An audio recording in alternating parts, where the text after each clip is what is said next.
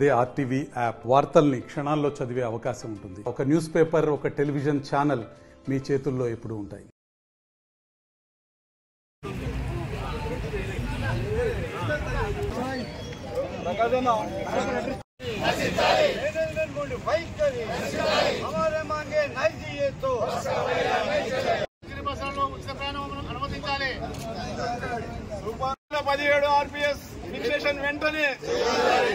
Fixation వెంటనే retired employees fixation వెంటనే retired employees కార్మికులకు ఐడెంటిటీ కార్డు సూపర్ లగ్జరీ అనుమతి రిటైర్మెంట్ కార్మికులకు సూపర్ లగ్జరీ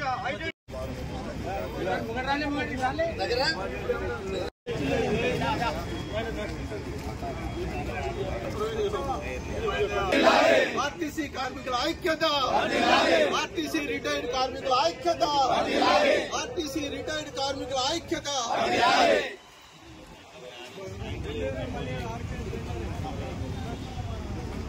ఆర్టీసీ కార్మికుల ఐక్యత, ఆర్టీసీ రిటైర్డ్ కార్మికుల ఐక్యత, ఆర్టీసీ రిటైర్డ్ కార్మికుల ఐక్యత. పెండింగ్ సమస్యలను వెంటనే ఎన్కాష్మెంట్ ను వెంటనే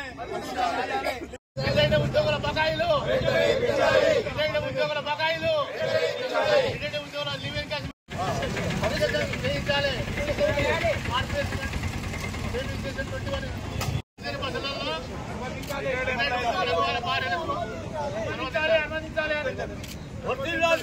ఈరోజు రిటైర్మెంట్ సంబంధించినటువంటి ఆర్టీసీ కార్మికుల సమస్యల మీద ఇక్కడ డిపో గేట్ ముందు మంచిర్యాలలో ధర్నా కార్యక్రమాన్ని నిర్వహించడం జరిగింది. ముఖ్యంగా మా యొక్క డిమాండ్స్ ఏంటంటే, దాదాపుగా 4-5 సంవత్సరాల నుంచి రిటైర్డ్ అయినటువంటి ఉద్యోగస్తులకు లీవ్ ఎన్కాష్మెంట్ డబ్బులు ఇవ్వడం లేదు. అదేవిధంగా ఏదైతే ఈ మధ్య కాలంలో రిటైర్డ్ అవుతున్నటువంటి రిటైర్డ్ కార్మికులకు చెందవలసినటువంటి మొత్తం బకాయిలను కూడా పెండింగ్ లో పెట్టుకుంటూ వస్తుంది గవర్నమెంట్. ముఖ్యంగా ఏంటంటే, రాష్ట్ర ముఖ్యమంత్రి గారు మరియు రాష్ట్ర రవాణా శాఖ మంత్రి గారు కూడా ఈ మధ్యలో మహాలక్ష్మి అనే పథకాన్ని తీసుకొచ్చి లేడీస్ కి మరి ఫ్రీ ట్రావెల్ ను కల్పించిన తర్వాత ఆర్టీసీ యొక్క పరిస్థితులు మెరుగుపడ్డాయని చెప్పి వాళ్ళే చెప్తున్నారు.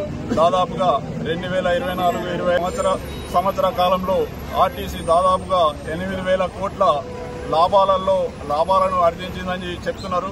మరి ఈ పెండింగ్ బకాయిలను మరి ఇవ్వడం లేదు. అదేవిధంగా ఆర్టీసీ కార్మికులకు మేము కోరేది ఏంటంటే, ఆర్టీసీ కార్మికులకు 2017లో గత ప్రభుత్వం ఫిక్సేషన్ చేయవలసినటువంటి పరిస్థితి ఉండే, కానీ అప్పుడున్నటువంటి ప్రభుత్వం చేయకపోవడం, తర్వాత ఏదైతే కాంగ్రెస్ నూతన ప్రభుత్వం వచ్చిన తర్వాత రేవంత్ రెడ్డి గారి ఆధ్వర్యంలో మరి మాకు 2017కు సంబంధించినటువంటి ఆర్టీసీ కార్మికుల పే స్కేల్ ను చేసినందుకు ముఖ్యమంత్రి గారికి ధన్యవాదాలు తెలియజేస్తున్నాం. అదేవిధంగా ఏదైతే సంస్థలో పనిచేస్తున్నటువంటి ఏదైతే రెగ్యులర్ ఎంప్లాయీస్ ఉన్నారో వారికి అందరికీ కూడా 2017కు సంబంధించినటువంటి ఆర్పీఎస్ ఏరియర్స్ వాళ్ళకి ఇవ్వడం జరిగింది. అదేవిధంగా ఏదైతే 2017లో ఉన్నటువంటి 2017 నుంచి 2022 వరకు రిటైర్డ్ అయినటువంటి కార్మికులకు కూడా డిఫరెన్స్ ఏరియర్స్ ఇవ్వాల్సినటువంటి పరిస్థితి ఉంది. అదేవిధంగా మళ్ళీ బకాయి ఉన్నది.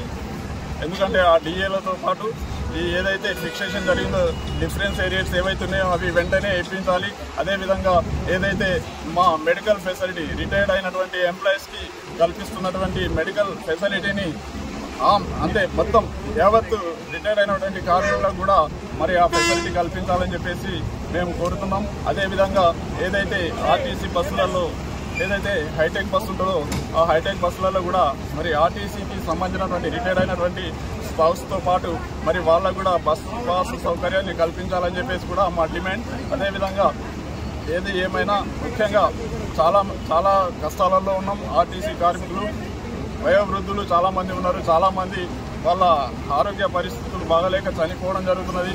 తర్వాత ఈ వయసులో చాలా బాధ్యతతో కూడినటువంటి సమస్యలు ఎన్నో ఆ కుటుంబాలలో ఉన్నాయి. కాబట్టి మరి వారికి రావాల్సినటువంటి బకాయిలను వెంటనే ప్రభుత్వం మరియు ఆర్టీసీ సంస్థ స్పందించి వెంటనే ఈ బకాయిలను చెల్లించాలని చెప్పేసి డిమాండ్ చేస్తున్నాం.